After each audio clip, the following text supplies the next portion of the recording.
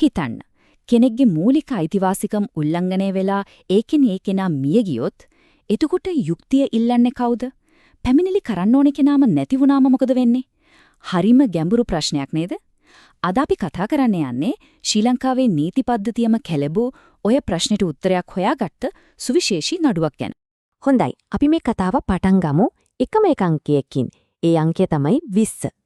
20. ඒ කියන්නේ පොලිස් අත්අඩංගුවේදී මියගිය ලසන්ත ජගත් කුමාරගේ සිරුරේ තිබිලා හම්බ වුණු තුවාල ගණන.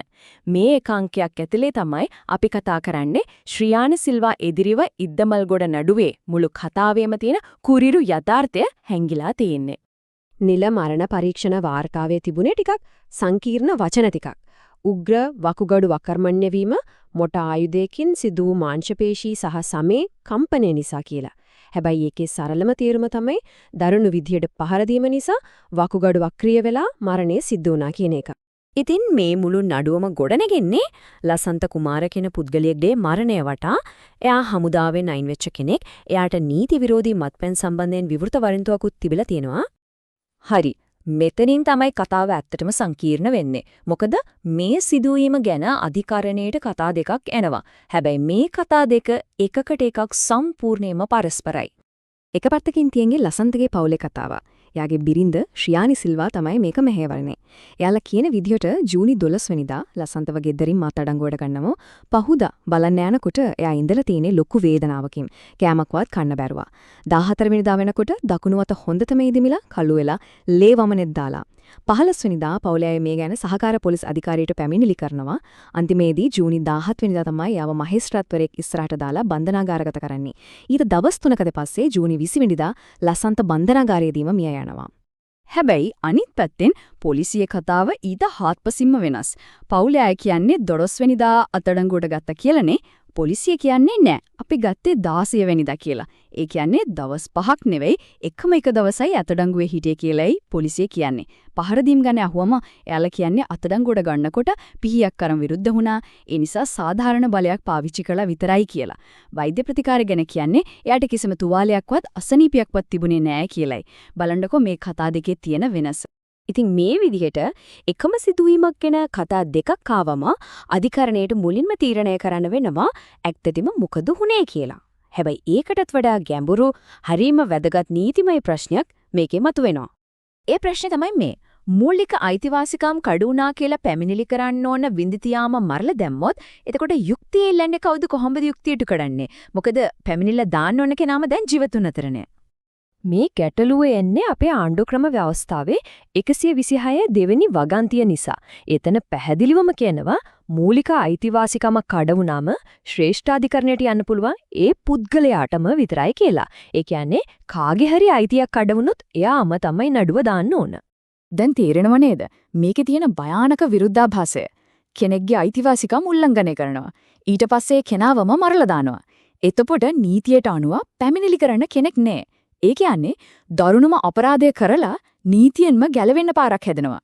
මේක හරිම භයානක නීතිමය හිඩසක්. හොඳයි. ඉතින් ශ්‍රේෂ්ඨාධිකරණය මේ නීතියමය මර උගුලෙන් ගැලවුණේ කොහොමද? අපි බලමු යාලා දුන්නු පිළිතුර. මුලින්ම අධිකරණය අර කතා දෙකෙන් ඇත්ත කතාව මොකක්ද කියලා තීරණය කළා. යාලා පොලිසිය කතාව පරස්පරයි වෙන්න බැරි දියත් ඒ නිසා ප්‍රතික්ෂේප කරන්න ඕන කියලා තීන්දුව කළා. ඒකම පවුලේ කතාව විශ්වාස කරන්න පුරුවන් කියලාත් පිළිගත්තා. ඒ කියන්නේ ලසන්ත කුමාරට පොලිසිය වද දීලා තියනවා කියන එක අධිකරණයේ ස්ථිර කළා.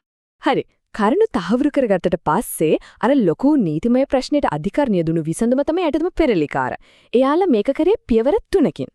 පළවෙනි පියවර එයාලා කිව්වා ව්‍යවස්ථාවේ වද හිංසාවට විරුද්ධව තියෙන ආරක්ෂාවයි නීති විරෝධීව මරණයට පත්කිරීමට විරුද්ධව තියෙන ආරක්ෂාවයි එකට ගත්තම ජීවත් වීමේ අයිතිය කියන එක ව්‍යංගයෙන් ඒ කියන්නේ වචනෙන් ලියලා නැතත් මූලික අයිතිවාසිකමක් විදිහට හැදෙනවා කියලා. දෙවැනි පියවර මේ ජීවත් වීමේ අයිතිය නිකන් මායාවක් නොවි තියෙන නම් වින්දිතයා මිය ගියත් ඒ වෙනුවෙන් යුක්තිය ඉල්ලීමේ අයිතිය එයාගේ යැපෙන්නන්ට ඒ කියන්නේ පවුලේ අයට පැවරෙන්න ඕනේ කියලා තීරණය කළා. තුන්වෙනි පියවර මේ පුළුල් අර්ථකථනය හරහා මරණයෙන් පස්සෙත් වින්දිතේගේ මූලික අයිතිවාසිකම් කඩවීමක් ගැන පවුලේ අයට අධිකරණයට යන්න පුරවල් මාර්ගයක් නිර්මාණය කළා. මේක තමයි ඒ නීතිමය හිඩස වැහුවිදි. ඒ විතරක් නෙවෙයි මේ නඩුවේවි තවත් වැටකඩයක් වුණා. විරුද්ධ පාර්ශවයේ තර්ක කළා මියගිය ලසන්ත කුමාරගේ වාර්තාව හොඳ නෑ. ඒ නිසා වන්දිය අඩු කරන්න ඕනි කියලා. හැබැයි අධිකරණයේ තර්කේ සම්පූර්ණම ප්‍රතික්ෂේප කළා. එයාලා කිව්වේ නරක වාර්තාවක් තියෙන කෙනෙක්ටත් අනිත් ඕනම කෙනෙක්ට වගේම අයිතිවාසිකම් තියෙනවා කියලා. ඒක හරිම ප්‍රබල ප්‍රකාශයක්. ඉතින් මේ නඩු තීන්දුවෙන් වුණේ ශ්‍රියානි සිල්වාගේ පවුලට යුක්තිය ඉටු වුණ එක විතරක්ම නෙවෙයි මේකෙන් ශ්‍රී ලංකාවේ මුළු මානව හිමිකම් නීති පද්ධතියම වෙනස් වුණා කිව්වොත් නිවැරදි. අපි බලමු ශ්‍රියානි සිල්වා නඩුවේ උරුමය මොකක්ද කියලා. පළවෙනියටම ආණ්ඩුක්‍රම ව්‍යවස්ථාවේ ලියවිලා නොතිබුණත් ජීවත් වීමේ අයිතියක් තියෙනවා කියලා මේකෙන් නිල වශයෙන්ම ස්ථාපිත කළා. දෙවනුව රාජ්‍ය නිලධාරීන් අතින් කෙනෙක් මිය ගියොත් ඒ වෙනුවෙන් යුක්තිය ඉල්ලන්න උරුමත්කාරයන්ට නීතියම පාරක් හැදුවා. ඒ වගේම පොලිස් භාරයේදී සිදුවන මරණවලට එරෙහිව මේක ප්‍රබල පණිවිඩයක් වුණා. තවද පුරවැසියන්ව ආරක්ෂා කරන්න ඕන වුණාම ව්‍යවස්ථාව අකුරටම නෙවෙයි ඒකේ අරමුණ දිහා බලලා පුළුල් විදියට අර්ථකථනය කරන්න ඕන කියන එකත් පෙන්නුවා. අන්තිමට වද හිංසාව සහ වින්දිතයන්ගේ පවුල් වලට වන්දි ගෙවීම සම්බන්ධයෙන් අපේ රටේ නීතියේ ජාත්‍යන්තර ප්‍රමිතීන්ට අනුකූල කළා. මේ නඩු තීන්දුවේ අවසානයේදී අධිකරණයේ වන්දි සහ නඩු ගාස්තු විදිහට රුපියල් 8 ලක්ෂයක මුදලක් නියම කළා. විශේෂම දේ තමයි මේ මුදල රජයෙන්ුත් ඒ වගේම මේ අපරාධයට වගකිය යුතු පොලිස් නිලධාරීන් දෙන්නගේ පෞද්ගලික මුදලිනුත් ගෙවන්න ඕන කියලා නියම කරපු එක. ඉතින් මේ මුළු කතාවම අවසානයේදී අපිට එක ගැඹුරු ප්‍රශ්නයක් ඉතිරි කරනවා. ඒ තමයි යම්කිසි පද්ධතියක් විසින්ම සදහටම නිහඬ කරපු මිනිස්සුන්ට ඒ පද්ධතිය ඇතුළෙන්ම ආයෙත් හඬක් දෙන්න පුළුවන්ද? යුක්තිය කියන්නේ ඇත්තට මේකටද?